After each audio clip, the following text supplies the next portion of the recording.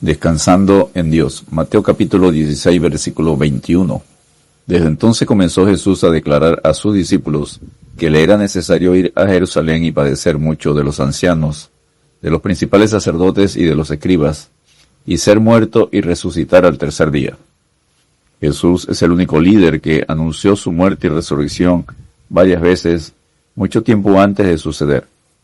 Ya había anunciado 3 veces veladamente su muerte y resurrección en Mateo capítulo 9, versículo 15, Mateo capítulo 12, versículos 39 y 40, y Mateo capítulo 16, versículo 4.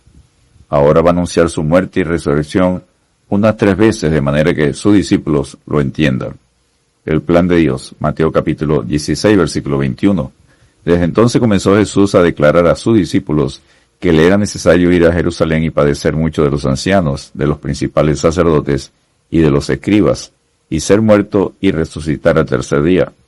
El Cristo, el Mesías, debía ser juzgado por el más alto tribunal de Israel y condenado a muerte en Jerusalén, y resucitaría al tercer día.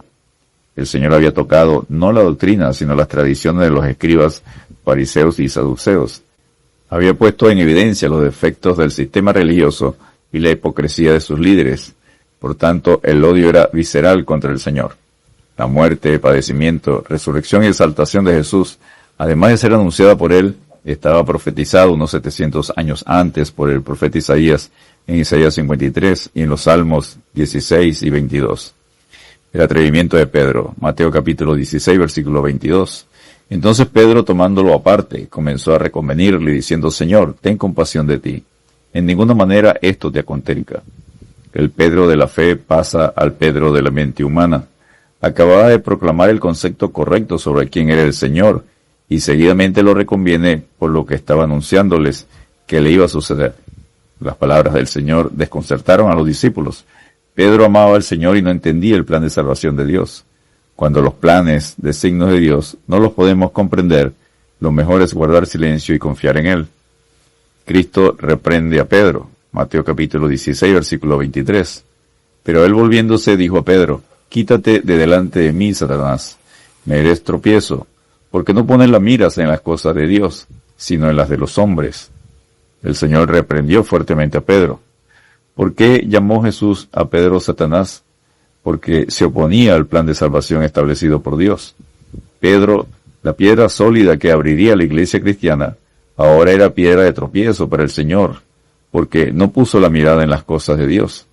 Pablo usó ese mismo término para exhortar a los colosenses: poner la mira en las cosas de arriba, no en las de la tierra. Colosenses capítulo 3, versículo 2. El precio de seguir a Jesús, Mateo capítulo 16, versículos 24 al 27.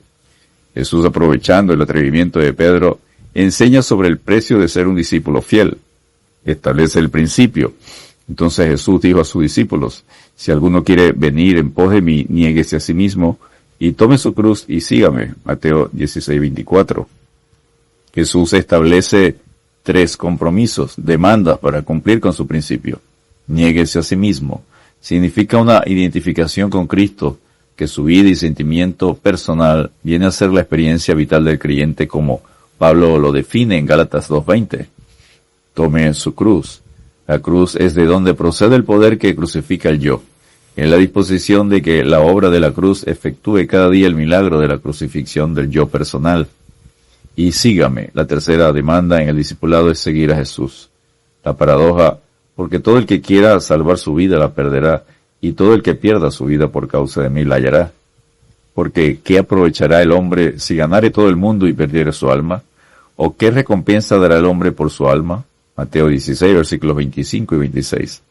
La paradoja, que parece compleja y contradictoria, es realmente algo muy sencillo.